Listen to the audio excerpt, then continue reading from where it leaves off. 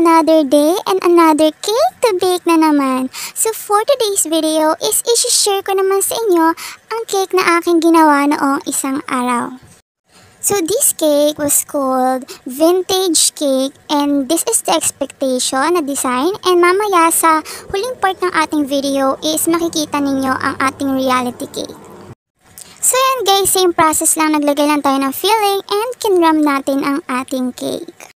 Actually, ako talaga nag-decide nitong design ng ating cake, and dahil sabi ng tita ko is ako na daw ang bahala sa design ng cake, basta chocolate moist cake siya and heart shape.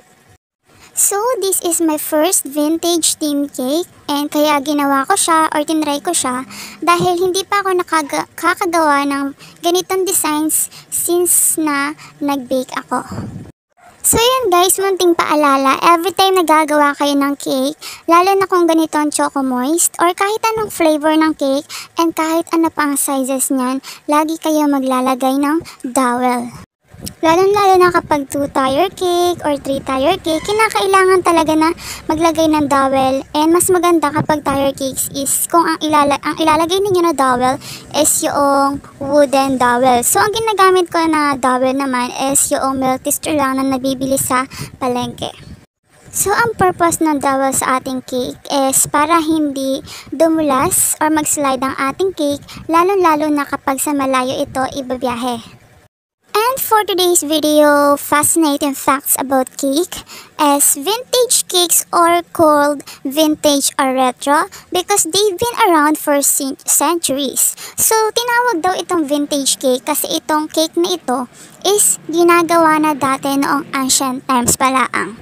So they're known for their frilly over pipe design. So totoo nga, totoo talaga, as in napakadami ng design na pinapipe ko dito or ipapipe ko dito sa ating cake. So makikita nyo siya dito sa ating video mamaya. Pero kahit na napakaraming design is talagang sobrang ganda ng kakalabasan, not unlike with the other cakes na na-over na si design is hindi na magandang tignan. So this cake invention originated in ancient Egypt as round, flat, uneven breads that are cooked in a hot stone. So ang kauna-unahan nag-discover at gumawa ng cake is ang mga sinaunang tao ng Egypt. So yung nagawa nilang cake dati is round lang, unlike nito, and unlike ngayon na mayroon different shapes na ng cake, just like box or square, heart, and rectangle. So yung kanila is round lang or circle and flat. So nag-research ako, and based sa research ko is yung cakes dati is just like a compact disc. So imagine kung gaano siya kanipis, 'di ba? Sobrang nipis niya.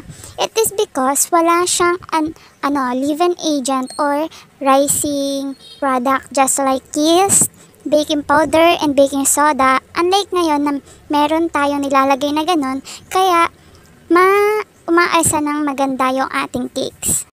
Evolution of baked goods continued over many centuries through the introduction of new ingredients and invention of new techniques of baking.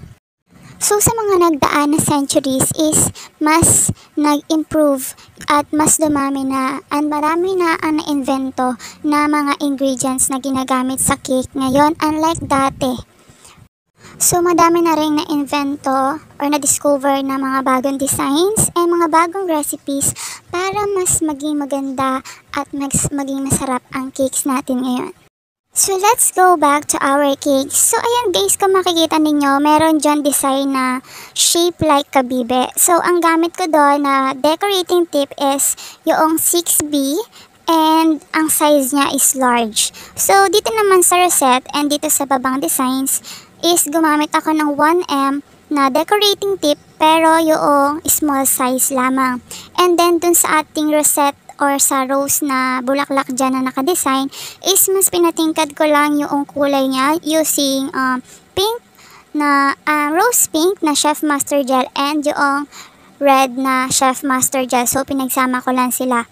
And then ito namang nasa gilid is gumamit ako ng leaf tip or yung pangdahon.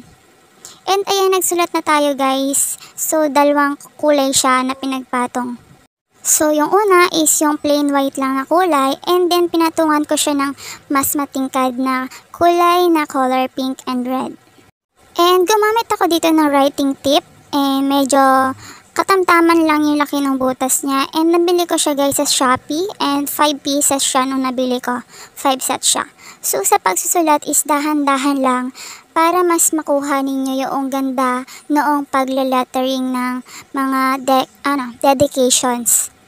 So hindi nyo siya dapat madaliin kasi kapag binamadali siya is mas pumapangit yung kinakalabasan noong pagsulat. So ayan, naglagay lang ako ng dahon dito sa gilid-gilid ng mga roses. Ayan. So sa mga nanonood, isang hi naman dyan. And kung may questions kayo about cakes, i-comment nyo lang yan. At ito ang kinalabasan ng ating vintage theme cake. Ayan, sobrang ganda niya, I swear. Huwag na kayo magpatumpik-tumpik pa at i-try nyo na rin yan. At sa mga hindi pa nakakapag-follow sa aking FB page, i-follow nyo na and hit the notification bell para lagi kayong updated sa aking mga videos. Bye!